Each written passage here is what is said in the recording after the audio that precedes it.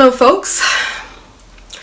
So today I want to speak about a very basic subject. Certain words and concepts over time get so overused that the essence of them gets lost and their meaning gets so obscured. So I'm going to address this in a couple of videos. So I'm going to speak about spirituality and spiritual practices. And you may hear me use the word sadhana, which is basically synonymous with spiritual practice. Yeah? So on that note, let's get started.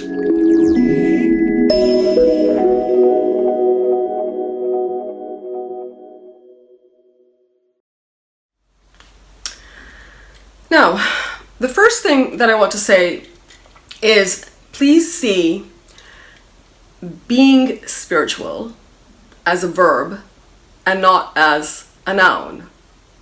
What does that mean?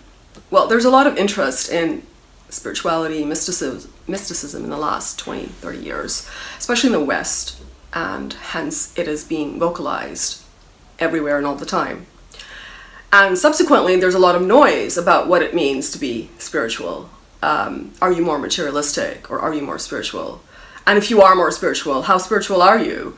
All this noise about it leads to all the labeling, right? So if you're wearing the spiritual tag today because it is trendy, then you will be wearing the atheist tag tomorrow because it is trendy. In fact, I think there was a time when the atheist tag was quite trendy.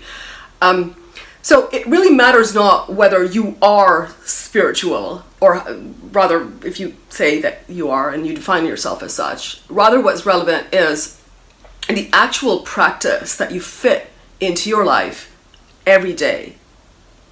Yeah. It also doesn't matter what groups you belong to,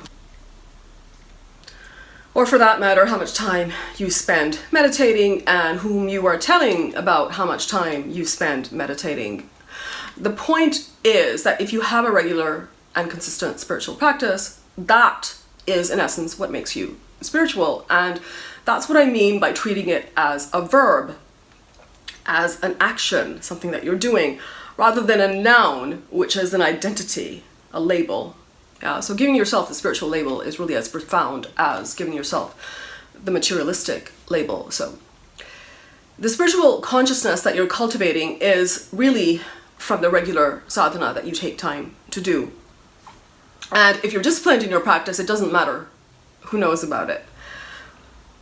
To add to this, spirituality, and for that matter, Jyotish, is not really about conquering a set of principles and traditions and then remarketing them as original ideas and then putting an ownership flag on them, right? In fact, Jyotish is not really about creating original works of thought. It's rather more about showing us how to apply what was already formulated by the rishis, by the sages.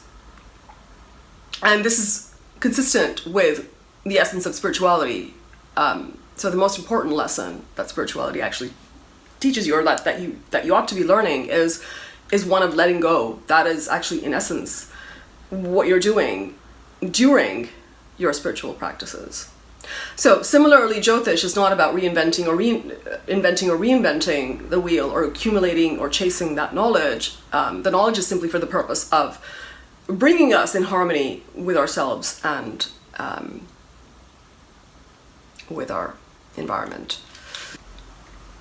So if you remember the simplicity behind it, you will then get it. But if you over-intellectualize it and neglect your intuition, then you will miss the essence of it. So this is a very important starting point. Now, the second thing I wanted to mention is, before I get into the levels of spiritual practice, is I wanted to share something with you. And this is something that sort of stayed in my mind when I heard it.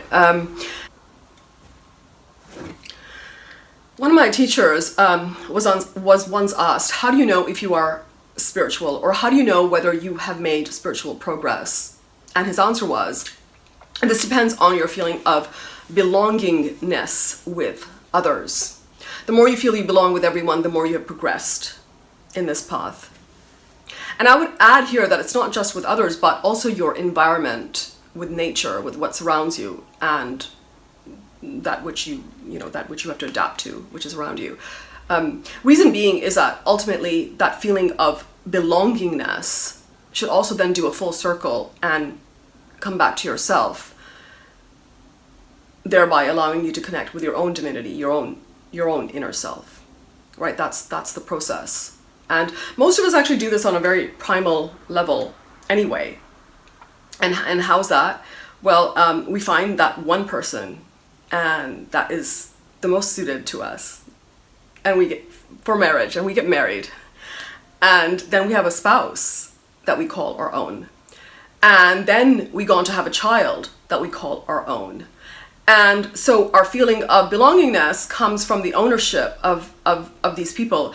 And it may even extend, I mean, depending on, you know, your background, your lifestyle, it may even extend to other relatives in your life that are blood relatives that are connected to you. But that's where it starts and that's where it ends. Especially with a parent and child, it can be excessive attachment. There is, of course, a big difference between attachment and love. And this is something that we may never understand unless our sense of belonging, that belonging experience, extends beyond our small-minded sense of family and only with those that we create, right? Or only with those that we're connected through blood. So, if you haven't found that sense of belonging yet, never stop looking inside and outside. So now I want to briefly speak about 3 levels of spiritual practices. The first level is the most obvious, which is it's called the Anba Upaya, which includes pranayama, meditation, could include mantra chanting, could include yoga.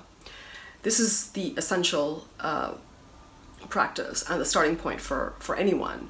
The catch here, of course, is that you have to be regular to get the benefits. The second level is called Shakta Upaya. This is much more subtle. It's the stillness that you experience at the end of doing all of these practices. It's more internal, and it doesn't come to you unless your practices are disciplined and regular. There's very little that you do here, and in fact everything is sort of happening on its own. And there's kind of a recognition that there is no doership. So that's what makes it more subtle. The third level is called Shambhava Upaya, and it's a step beyond the Shakta Upaya. It's just recognition. It's just an awareness. You're walking, perhaps you're watching a sunset, and suddenly something happens, something inside you opens up.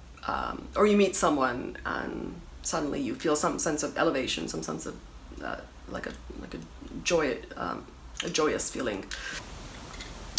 All right, now finally, I want to briefly speak about the importance of cultivating strong intuition. Now, a strong intuition, of course, is just one of the incidental benefits of a regular spiritual practice. And I say incidental because that is perhaps not the reason that you do a spiritual practice. But nonetheless, it's a very important consequence of doing a spiritual practice. And it's especially important to cultivate intuition if you want to study or practice astrology. But of course, it benefits many areas of life, and for many people, this is something that just comes naturally. It's not something that they have to actually cultivate. Now, let's get into that. What does that even mean, cultivating strong intuition? So even when your actions are not understood by your intellect, you will basically have the confidence in those actions because you will trust your intuition implicitly. So what is intuition anyway? Now, whereas spiritualism is a different level of perceiving, intuition is basically a different level of computing. So for instance, I ask you to multiply 1800 times 1479. You may have no idea what the number is, but if you plug this information into a calculator, then it will give you the answer straight away. Now, it doesn't mean that the calculator is smarter than you. It just means that you would have to go through 20 steps to get that number. We all have so much information, memory, experiences stored in our consciousness and our subconscious that most of us are unaware of. if you develop intuition without going through all of the logical steps, you can get to the answer, the solution, and then ultimately the decision in an instant. So bang, you know the answer and you know what to do. When you look at everything logically, you have to go through all those steps. Now, because humans have the most evolved neurological system, the capability to arrive at an answer is enormous, but we're constantly inundated with choices and decisions to make over even the smallest things. Like you enter a supermarket and there will be 30 varieties of cheese to choose from. There will be 20 varieties of potatoes to choose from, etc., etc. And this is all part of modern age. Choices and choices and more choices. And that's why modern societies actually go through enormous stress, because the smallest decisions and choices have so many steps. Whereas intuition brings ease and it builds faith and trust in those choices that you're making. In fact, this is why we see Ketu for spirituality and intuition. Ketu is heart, Ketu is emotion, it's mindless, it's headless, it's senseless. Absence of the logical mind or the intellect helps Ketu to basically feel things out. So a person with a strong Ketu feels things out. They don't let the intellect interfere with their emotions. They don't need to take 10 steps to reach a destination or to reach a decision. They just intuitively arrive there. The logical mind doesn't interrupt that flow. Emotions don't get disturbed by the mind and by the senses. So here the faculty of emotions then transforms into intuition very quickly. Yeah. Especially when Ketu is strongly placed. This is why we like to see Ketu in Scorpio. So again, one of the resulting consequences of a spiritual practice is enhanced intuition. And when you have this, and then you combine it with observing planetary alignments, right, the astrology bit, the answers will just come to you. So that's what I wanted to basically touch on here today. Yeah. Keep an eye out for similar videos coming up. And of course, feel free to leave your comments below. Thank you, folks. Cheers.